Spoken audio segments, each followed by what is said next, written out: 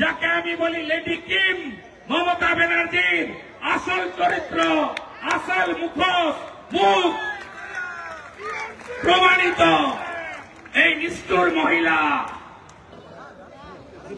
আপনারা জানেন সূচনার সময় মমতার পুলিশ মাইকের তার কেটেছে, চেয়ার ছুঁড়েছে। 1 ঘন্টা 10টা থেকে শুরু হওয়ার কথা ছিল, 1 ঘন্টা কর্মসূচি শুরু করতে দেয়নি। কিন্তু ফাইনালি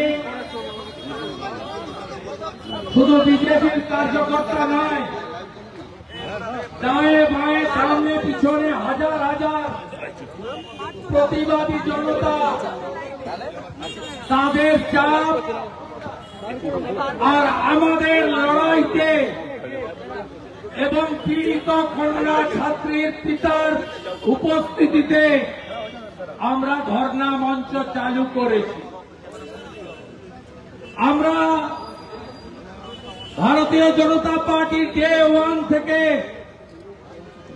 মোদিজির যে আমাদের দেখানো পথ, নারী সম্মান, নারী সুরক্ষা, বেটি বাঁচাও বেটি পড়াও এবং নির্ভয়া সহ সমস্ত ঘটনায় ক্যাপিটাল পানিশমেন্ট দ্রুততার সঙ্গে কার্যকর করা, তাকে সঙ্গে নিয়ে পশ্চিমবঙ্গ প্রদেশ বিজেপি প্রতিটা মুহূর্তে লড়াই করেছে এই রাজ্যে মা, দিদি, বোন এবং কন্যাদের বাঁচানোর জন্য, সুরক্ষিত করার জন্য, আর ধর্ষক, খুনি, জিহাদি লম্পটদের বিরুদ্ধে। আমাদের ধর্ণা কর্মসূচির আয়োজক জেলা বর্ধমান জেলার সভাপতি অভিজিৎ দাস, পাশের আসানসোল জেলার সভাপতি দেবতনু ভট্টাচার্য, বিষ্ণুপুর জেলার সভাপতি সুজিত অগস্তিরা আছেন। রাজ্যের সাধারণ সম্পাদক, 2 টার্মের এমপি, জঙ্গলমহলের নেতা জ্যোতির্ময় সিং মাহাতো আছেন। আমার কলিগ এমএলএ, রাজ্যের সম্পাদক লক্ষণ ঘোড়ই থেকে শুরু করে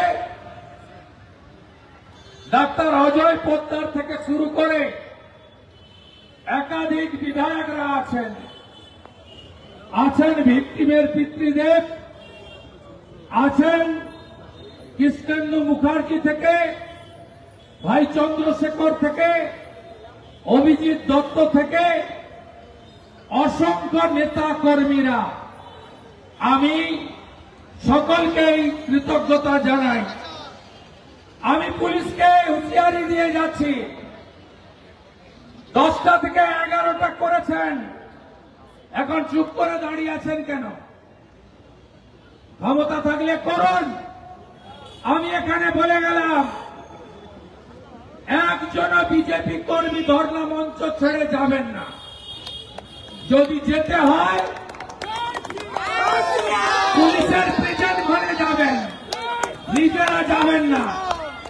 আর কি করে মমতা পুলিশকে শিক্ষা দিতে হয়, এই রাজ্যের বিরোধী দলনেতা যার কাছে 1956 ভোটে দোকান কাটা মমতা ব্যানার্জি হেরেছে, আমি জানি কি করতে হয়। 89 বার বিজেপিকে এলওপিকে হাইকোর্টে যেতে হয়েছে, দরকার হলে আবার যাব। আমার কন্যা, আমার বোনের সম্মানের জন্য বিজেপি রাজ্য সভাপতি শ্রমিক ভট্টাচার্যের নেতৃত্বে 1 ইঞ্চি জমি ছাড়বে না। প্রথম যখন ঘটনা সামনে এসেছে, যুব নেতা সন্তোষ পারিজাতরা, আমি রাত্রি 2:05 ভিডিও পেয়েছি, হসপিটালের গ্রিলে গিয়ে এই রাষ্ট্রবাদী সনাতনী ছেলেরা, তারা প্রথম হসপিটালে গিয়ে প্রতিবাদ সংগঠিত করেছি।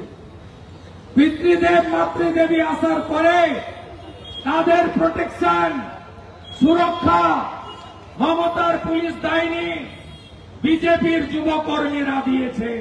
আমার কথা নয়, পিতৃদেবের কথা। উনি বলেছেন আপনাদের যুব বন্ধুরা না থাকলে আমরা যে লড়াইটুকু পাচ্ছি, আমার মেয়েটা যে এখনো বেঁচে আছে, এটা হতো না। আজকে ভারতীয় জনতা পার্টি গত পরশু বিধায়ক দিবাকর ঘরামি, নির্মল ধরা, লক্ষণ ঘোড়াইয়ের নেতৃত্বে ধর্ণা প্রদর্শন করেছে। গতকাল মহিলা মোর্চার সভানেত্রী ফাল্গুনী পাত্রর নেতৃত্বে বিক্ষোভ হয়েছে। লকেট চট্টোপাধ্যায় নেতৃত্বে হসপিটালে আমাদের কন্যা বোনের সঙ্গে দেখা করার চেষ্টা হয়েছে। আজকে তো হসপিটালকে দুর্গ বানিয়েছে, সব তালা চাবি। হ্যাঁ বন্ধু, আমি ওই বোন বা কন্যার কাছে যেতাম না, কিন্তু বাবার সঙ্গে কথা বলার পরে, মায়ের সঙ্গে টেলিফোনে কথা বলার পরে আমি ডাক্তার বাবুদের কাছে যাব ঠিক করেছিলাম। আমি ডাক্তারদের কাছে গিয়ে জিজ্ঞেস করতাম আমাদের মেয়েটি কেমন আছে, ভালো আছে তো, মেয়েটিকে সুস্থ করে আমরা প্রভু জগন্নাথের ভূমি উড়িষ্যা পাঠাতে পারবো তো? এইটুকু জিজ্ঞেস করার সুযোগও বিরোধী দল নেতাকে দেওয়া হয়নি। সকাল 8টায় হসপিটালের ম্যানেজমেন্ট ফোন করছেন, আমরা ভীষণ চাপে আছি, ডাক্তারদের বলে দেওয়া হয়েছে কোথাও মুখ খুলবেন না, কোথাও মুখ খুলবেন না। এইটাই হচ্ছে ক্রুয়েল লেডি, যাকে আমি বলি লেডি কিম, মমতা ব্যানার্জির আসল চরিত্র, আসল মুখ প্রমাণিত এই নিষ্ঠুর মহিলা। একটু আগে আমার সঙ্গে যখন পিতৃদেব ছিলেন, ফোন এলো, উড়িষ্যা মহিলা কমিশন গেটের বাইরে দাঁড়িয়ে আছে, তাদেরকেও হসপিটালে ঢুকতে দেওয়া হচ্ছে না। এই জঙ্গলের রাজত্ব কায়েম করেছেন মমতা ব্যানার্জি। আমি পিতৃদেবকে জিজ্ঞেস করলাম, সন্তোষের অফিসে দেখা হলো, তিনি কেঁদে আমার কাছে ভেঙে পড়লেন। আমাকে বললেন মোহন মাঝি উড়িষ্যার মুখ্যমন্ত্রী ফোন করেছেন, কিন্তু বাংলার মুখ্যমন্ত্রী, যাকে বাংলার মেয়েকে চাই বলে দেওয়ালগুলো ভরিয়ে দিয়ে মুখ্যমন্ত্রী করেছিলেন, তিনি ফোন করেননি। কেন? মমতা ব্যানার্জি বেড়াতে গেছেন দার্জিলিং, হালকা ঠান্ডা, শীতের আমেজ, টাইগার হিল।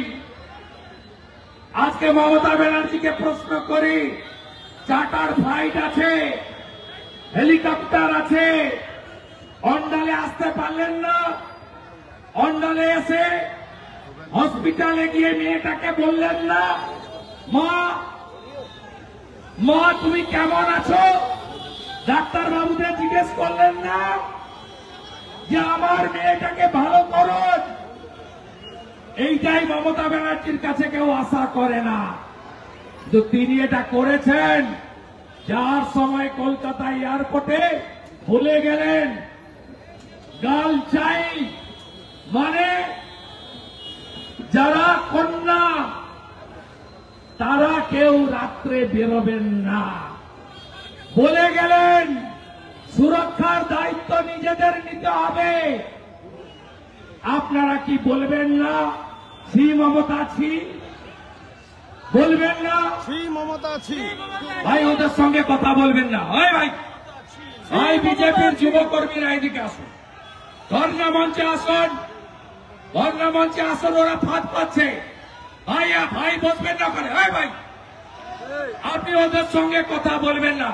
এই ভাই স্লোগান দেবেন না, এদিকে আসুন। এই কেশব কেশব যারা দেখতে পাচ্ছি সরিয়ে আনন্দ দেবতনু ভট্টাচার্য গিয়ে সরিয়ে আনন্দ ছি মমতা ছি ছি ছি মমতা ছি ছি ছি মমতা ছি ছি ছি মমতা ছি ছি ছি মমতা ছি ছি ছি মমতা ছি ছি ভাই আমাদের যুব নেতারা ওরা চাইছে ধর্নাটাকে বন্ধ করতে। ভাই আমাকে প্রস্থান করতে হবে, আমার কর্মসূচি আছে, অন্য নেতারা সবাই আসবেন। এই লাগাতার কর্মসূচিতে রাজ্যের সাংসদ, কেন্দ্রীয় মন্ত্রী, বিধায়ক, বিজেপি এবং মোর্চার সব নেতারা আসবেন। যুব মোর্চার কুন্দন ভাই, অরিজিৎ ভাই যাও তো, ওদেরকে নিয়ে চলে শুরু। আপনারা এদিকে আসুন, এদিকে আসুন, এদিকে আসুন।